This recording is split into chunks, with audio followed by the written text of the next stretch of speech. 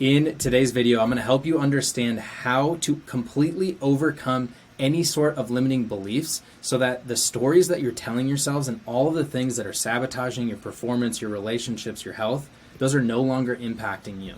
And so this is going to be really helpful for anybody who's a high performer or a business owner, but you feel like your mind is your own worst enemy. So this came up for me recently because I was working with one of my clients, a business owner, and he recognized that he had some limiting beliefs, but he didn't exactly know how to overcome them. And so let's get into the process of how you can do that. So the first thing that you need to recognize with any sort of limiting belief is you need to recognize what specifically they are. And there's a couple of ways that you can do this. One of those is just by starting to journal on a daily or a weekly basis. And what you want to do is you just want to get whatever those thoughts are that are in your head, just get them out on paper. I call it like a brain dump. You can set alarms for different times throughout the day, 9 a.m., noon, 3 p.m., 7:30 p.m. And just when those alarms go off, just write down like what are you doing, what are the thoughts that you have, and start to build that practice and start to build that awareness. That's probably one of the best things that you can start with. But the problem with that is that it's very time consuming and it just requires a lot of effort and discipline to start doing that.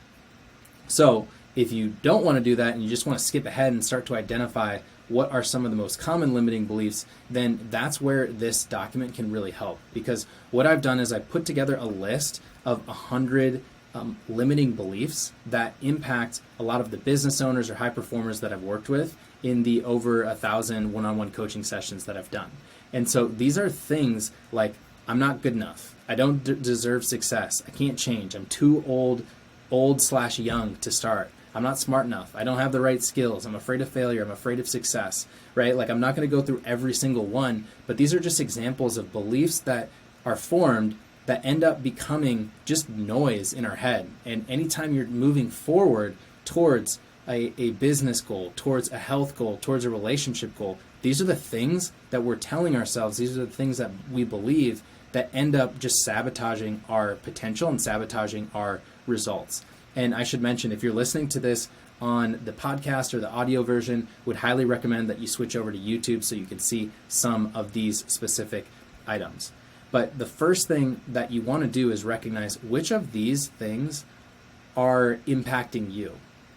And so the approach that I would recommend is take a look at this list and just read through it and kind of see which are the ones that intuitively kind of feel like, oh, like that's me, that impacts me. So take a look at the list, read through it, and identify. You can either write it down, you can put a check mark, or you can like highlight in green any of the ones that stick to you. And don't overthink this, just go off of your intuition. And what we're going to do is we're going to start to identify what are the main ones. So once you go through this list, you are going to first identify which are the main ones that you feel like resonate with you. What are the ones that connect with you? And go through the entire list, highlight the ones that resonate, and then after that, what I want you to do is list out those limiting beliefs in round one. The phrasing here of my limiting beliefs is very intentional because once you identify which are the ones that are yours, you have self-awareness around it and it's easier for you to overcome them.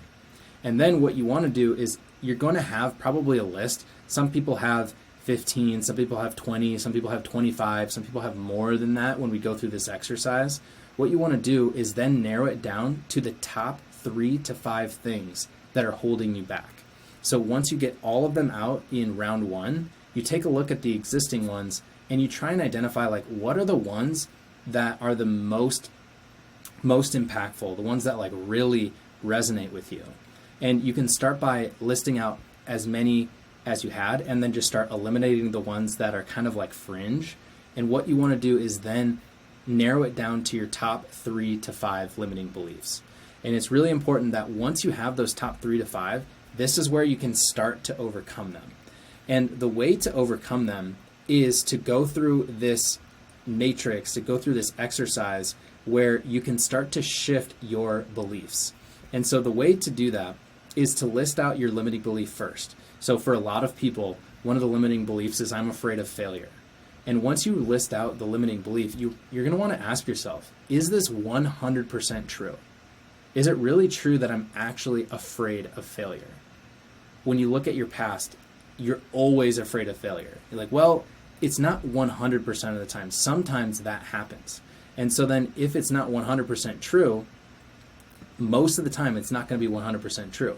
And what you can tell yourself is, if it's not true, then what is the opposite? Because a lot of times these limiting beliefs that we tell ourselves, they're just not true. And they're all based on a story that we made a decision or we formed a belief at a young age based off of one input. Maybe it was told to you by a parent or an adult or a teacher or a coach, but a lot of times it's just not true. And so then if that limiting belief is not true, what it means is the opposite of it can also have a more empowering effect. And so here's an example of that. If you really believe, if your limiting belief is, I'm afraid of failure, what you do is you ask yourself, is that 100% true? Well, no, it's not 100% true. And most of the time it's not. So if it's not true, then what is the opposite? Or what is something that is a new, more empowered decision? So instead of focusing on failure, what you can do is you can tell yourself, I learn and grow from every situation. I believe that no matter what happens, I can figure it out. So it's almost like even if I fail, I can figure it out. And that's an example of flipping it and changing your belief. And then what you want to do is, once you have that new empowered decision, what you want to do is start to look for evidence of those new empowered beliefs.